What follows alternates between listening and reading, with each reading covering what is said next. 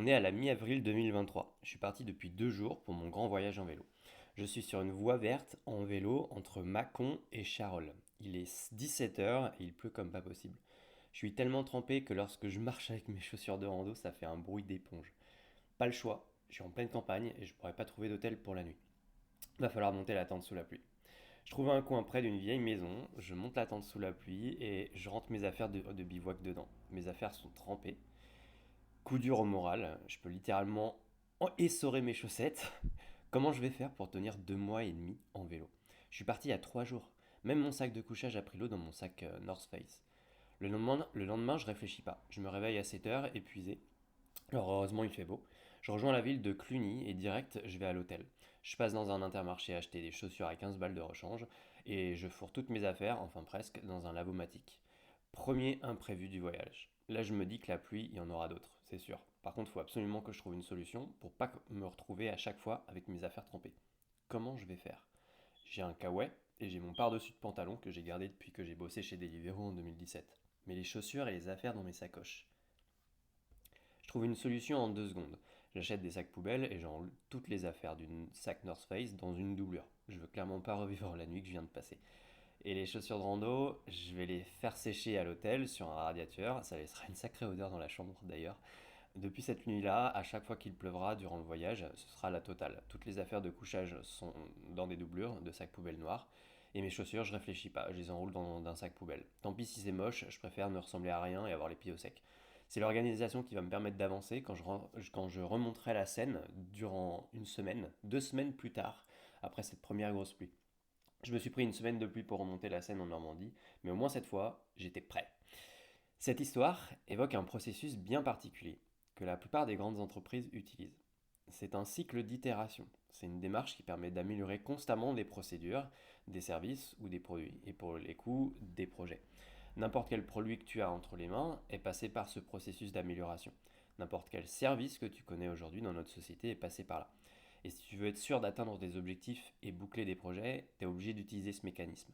Sans lui, impossible d'arriver au bout du chemin. Sans lui, impossible de relever des gros défis, impossible d'atteindre des objectifs ambitieux, impossible de réaliser des projets importants. Atteindre un objectif, c'est un processus. On part d'un point A pour aller vers un point B. Entre les deux, il y a des étapes. Et durant tout le trajet, entre les deux points et les étapes, il va y avoir des aléas et des imprévus. C'est obligé, c'est dans la nature des choses. Rien ne se passe jamais comme prévu. T'as qu'à demander à des gens qui travaillent, hein, et ils te diront tous, bah en fait, il se passe jamais rien comme prévu, donc on a toujours des obstacles. C'est la différence entre la théorie et la pratique, entre ce qu'il y a sur le papier et ce qu'il y a réellement sur le terrain. Et vraiment, on demande à n'importe qui bosse aujourd'hui, ils te diront tous que rien ne se passe jamais comme prévu. Il y aura toujours des aléas et des petits imprévus qui viendront se mettre en barrière de notre chemin. Le problème, c'est que la plupart des gens baissent les bras et abandonnent au premier imprévu, au premier obstacle, parce qu'ils s'y attendent pas, parce que l'imprévu est déstabilisant, l'imprévu, c'est stressant. La solution est d'utiliser un processus continu d'amélioration. C'est très simple à utiliser, je m'en sers personnellement pour 3 tonnes de trucs. Regarde, quand je tourne une vidéo, il y a plein d'imprévus. La caméra n'est pas chargée au max et elle s'éteint en plein tournage, le micro était mal branché, il y a un souci sur le logiciel de montage. Dans mes voyages en vélo, il y a plein d'aléas.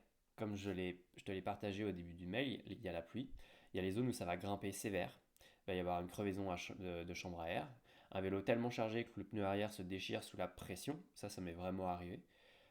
Et en plus de ça, quand ça m'est arrivé à, je crois, à Plo-Hermel, en plein milieu de la Bretagne. Alors va trouver un décathlon là-dedans, c'est pas possible. J'ai dû attendre d'être à Vannes pour changer mon pneu. Donc en fait, je me suis débrouillé comme j'ai pu. Je peux tomber malade parce que j'ai mangé un truc pas bon dans un restaurant. Quand t'abordes des gens dans la rue, c'est pareil. La personne peut avoir des écouteurs dans les oreilles, ne pas t'entendre. Tu abordes une fille qui te plaît et elle te dit qu'elle a quelqu'un. T'es totalement stressé pendant l'approche. T'avais prévu de sortir pour aborder des gens, mais t'as un souci de transport en commun pour aller en ville. Dans le travail, c'est exactement pareil. Mais ça fait partie du jeu. Ça fait partie du processus. Perso, c'est ça que j'adore parce que l'imprévu te pousse à trouver des solutions. L'imprévu te pousse à développer des compétences, te pousse à développer des ressources pour t'adapter. Un truc à bien comprendre. Quand tu n'as jamais répété plusieurs fois un processus, tu ne connais pas les imprévus qui peuvent arriver. Et c'est normal. Donc, tu vas être surpris par les aléas et au début, tu vas être déstabilisé parce que ça va te surprendre et ça peut être stressant.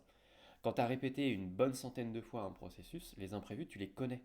C'est un obstacle de plus sur ton chemin, mais le chemin, tu l'as tellement expérimenté que tu sais que ces imprévus peuvent arriver. Et tu as appris à faire avec le temps, en fait. Et tu vas apprendre deux choses en plus. Tu vas apprendre soit à éviter que les imprévus arrivent, soit réagir au quart de tour quand ces imprévus se manifestent. C'est ce qu'on appelle avoir de l'expérience. Une personne qui a de l'expérience dans un domaine, c'est quelqu'un qui a tellement vécu le processus qu'il connaît par cœur les imprévus. Et il sait exactement quoi faire pour solutionner la situation quand l'imprévu arrive. Mais elle sait aussi éviter à l'avance les imprévus, parce qu'elle les voit venir de loin, comparé à la personne inexpérimentée. Mais alors comment utiliser ce mécanisme-là? Déjà, tu définis le processus par lequel tu vas passer. Ensuite, tu anticipes les imprévus qui peuvent arriver durant le processus. Si tu n'as pas d'expérience, tu peux demander à quelqu'un qui en a. Et qui en a de t'indiquer en fait à l'avance les imprévus. Moi, des fois, c'est ce que je fais. Je demande aux personnes dans un nouveau boulot, je lui dis, ok, bon, c'est super, je viens de voir ce processus-là. Maintenant, j'aimerais que tu me dises, c'est quoi les aléas et les imprévus récurrents qui arrivent, histoire que je sois armé pour y faire face si jamais ça arrive. Et à chaque imprévu relevé, on va en fait trouver une solution, soit pour éviter à l'avance, soit pour l'éviter à l'avance, soit pour se remettre sur les rails rapidement quand il arrive. Ensuite, en quatrième point, on va tester les solutions. En 5, on va observer. En 6, on va ajuster. Et en 7, on va recommencer. Et aujourd'hui, moi, je fais ça dans quasiment tout ce que je fais. Dans mes programmes de sport, je fais ça. Dans la création de mes vidéos, je fais ça. Dans la création de mes mails, je fais ça. Quand j'aborde des gens dans la rue, je fais ça. Là que tu vois, actuellement, je retravaille à Lidl, bah, c'est exactement la même chose. Il y a aussi ça. Plus tu vas expérimenter un processus, plus tu vas faire face à des imprévus variés. Regarde, aujourd'hui, je sais que durant mon voyage en vélo, il y a plein d'imprévus qui peuvent arriver. Un pneu crevé, je peux me blesser, c'est comme par exemple une tendinite, ça m'est vraiment arrivé. Je peux tomber malade parce que je mange un truc qui est pas bon. Je peux boire de l'eau qui n'est finalement pas saine et donc entraîner, faut qu'on se le dise, la chiasse. Il faut faire face à un intempérie. On peut avoir le pneu trop chargé, donc se déchirer sous le poids des bagages. Et on peut aussi avoir une tendinite. Moi, ça m'est arrivé. Tous ces imprévus, ça m'est déjà arrivé. Donc j'ai développé des solutions. Avec du matos de réparation, avec moi en fait, pour changer une chambre à air, j'en emmène maintenant du matos. Une trousse de secours, avoir des doliprane, avoir de l'ultra levure dans ma trousse de secours. Alors maintenant, depuis que je suis passé dans le Jura suisse et qu'il m'est arrivé euh, ce problème-là, maintenant j'ai de l'ultra levure dans ma trousse de secours tout le temps. Avoir du matos pour faire face à la pluie, vérifier la pression du pneu pour éviter une déchirure et surtout bien s'hydrater et s'étirer pour éviter la tendinite. En utilisant ce processus d'itération, tu augmentes considérablement tes chances d'atteindre ton objectif. Tu vas développer des ressources de résilience, de folie. Tu vas apprendre à faire face à l'adversité et développer des compétences très solides. Tu vas pouvoir anticiper les problèmes avant qu'ils arrivent. Et l'avantage, c'est que ça va créer de la sécurité, parce que tu pourras prédire ce qui va se passer. Et si tu écris ton processus sur un papier avec les imprévus et les solutions que tu auras en ta possession, en fait, tu auras en ta possession un moyen de recommencer facilement ton processus si tu l'écris. Et quand je parle de processus, il faut bien comprendre que je parle de toute démarche qui vise à atteindre un objectif donné. Ça peut être une recherche d'emploi, ça peut être un voyage en vélo, ça peut être la création de contenu sur Internet, une tâche donnée dans ton travail, une séance de musculation, une session pour aborder des inconnus en ville, des rencarts. Tout ça, tu peux utiliser ce cycle d'itération. Si tu écris sur un document Word, type Google Drive, ton processus et tes imprévus, en fait, tu y auras accès quand tu voudras. Donc si tu ne pratiques pas ton processus pendant une grande période, pour des raisons X ou Y, et qu'un jour tu veux y revenir, hop, tu auras juste à regarder ton document Word pour t'y retrouver. Et cerise sur le gâteau, l'écrire, en fait, l'écrire devient un moyen de le transmettre. Donc, de former quelqu'un dessus. C'est le boulot des QSSE d'une entreprise. Et ça tombe bien parce que j'ai mon cousin qui est QSSE d'une grosse boîte en France. Et ce que je t'ai raconté ici, c'est exactement ce qu'il fait pour son entreprise. Le cycle d'itération permet de réduire les risques, d'économiser de l'argent et de gagner du temps et de transmettre le savoir pour former des gens et d'atteindre efficacement des objectifs. J'entends encore mon cousin me dire, si les gens appliquaient ce qu'ils font en entreprise dans leur vraie vie, ils amélioreraient considérablement leur vie. L'avantage du processus d'itération est de prédire à l'avance les imprévus. Si tu sais prédire à l'avance, tu vas anticiper. Et si tu sais anticiper, tu crées de la sécurité. Qui n'a pas envie de sécurité? On a tous envie de sécurité. Et en plus de ça, ton processus il devient prédictible. Donc tu peux anticiper. Un dernier exemple pour la route. Je fais des programmes de musculation au poids de corps depuis 2014 et les imprévus, je les connais par cœur. Je me réveille et j'ai la flemme de faire ma séance. Je me réveille et je suis malade avec l'envie de vomir. Je me réveille et je fais un faux mouvement et j'ai mal au cou.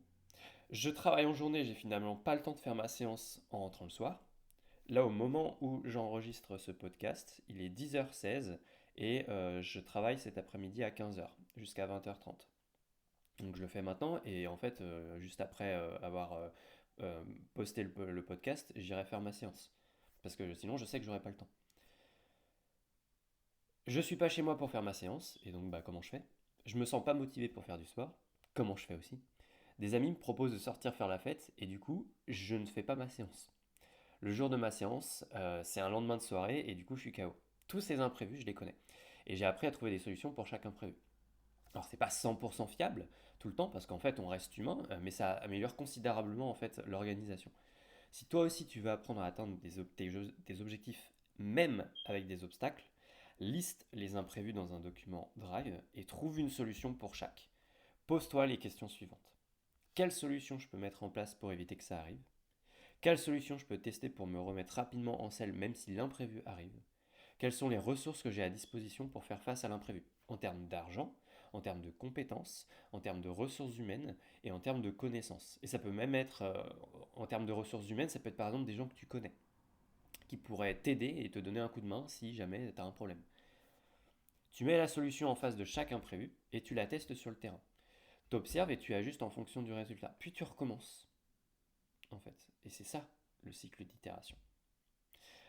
Voilà, moi je t'invite vraiment en fait à mettre ça en place sur tes processus et tes objectifs. Moi aujourd'hui c'est quelque chose que j'utilise constamment dans énormément de choses que je fais et ça améliore considérablement les défis que je peux relever. En fait, c'est devient beaucoup plus facile de les relever et surtout je peux aller plus loin. En fait, c'est surtout ça qu'on veut. Parce que la plupart du temps on veut aller plus loin sur tout ça. Voilà. En tout cas, je te souhaite de réussir dans tes objectifs. Je t'invite à me dire en commentaire ce que tu as pensé de ce podcast-là. Puis je t'invite aussi à t'abonner à la chaîne si c'est pas déjà fait. Et n'hésite pas à me demander dans les commentaires ou dans les emails privés si en fait, bah voilà, si tu as des questions, si tu te poses des questions sur l'atteinte de tes objectifs, je serais ravi d'y répondre. Voilà, je te souhaite une super journée et on se dit à très vite.